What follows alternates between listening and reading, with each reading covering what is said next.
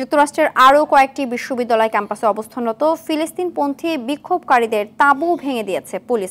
বেশ কয়েকজনকে আটকও করা হয়েছে। দর্শক, এ বিষয়ে যুক্তরাষ্ট্র থেকে জানাচ্ছেন সহকর্মী কামরুজ্জামান হেলাল।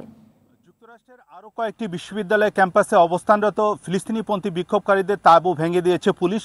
গতকাল শুক্রবার বেশ কয়েকজন বিক্ষোভকারীকে আটক করা হয়েছে, তেমনই কিন্তু খবর পাওয়া গেছে।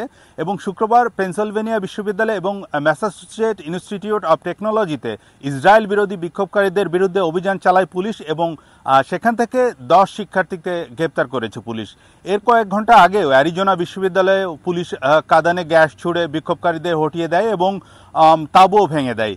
গতকাল ফিলাডেলফিয়া ক্যাম্পাসে পুলিশ বিক্ষোভকারীদের হটিয়ে দেয় এবং বিশ্ববিদ্যালয়ের কর্মকর্তারা বলেছে যে বিক্ষোভকারীদের সতর্ক করা হয়েছিল, আটক না হতে চাইলে তাদের বিক্ষোভস্থল ছেড়ে চলে যাওয়ার সুযোগ দেওয়া হয়েছিল। এবং শুরুতেই কর্মকর্তারা বিশ্ববিদ্যালয়ের শিক্ষক সহ 33 জনকে গ্রেপ্তার হওয়ার কথা জানিয়েছিল। এর মধ্যে 7 জন শিক্ষার্থী, তাদের বিরুদ্ধে অনুপ্রবেশ অভিযোগ আনা হয়েছে এবং পরে কর্মকর্তারা জানান যে গ্রেপ্তার ব্যক্তিদের মধ্যে 9 জন শিক্ষার্থী, আর বাকিদের পেনসিলভেনিয়া বিশ্ববিদ্যালয়ের বিক্ষোভের সঙ্গে কিন্তু কোনো সম্পৃক্ততা নেই।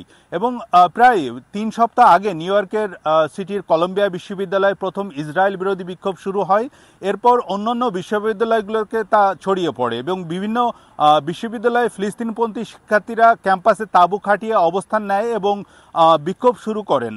বিক্ষোভকারীরা দাবি জানান যে বিশ্ববিদ্যালয় কর্তৃপক্ষ ইসরায়েলের সঙ্গে ব্যবসায়িক সম্পর্ক ছিন্ন করে এবং গাজায় যুদ্ধবিরতির জন্য চাপ দেয়।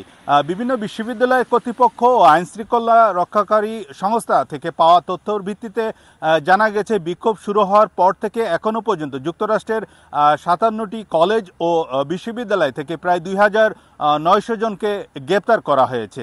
তো এই বিষয়ে আমার কাছে এই ছিল সর্বশেষ। যুক্তরাষ্ট্র থেকে জানাচ্ছিলেন কামরুজ্জামান হেলাল।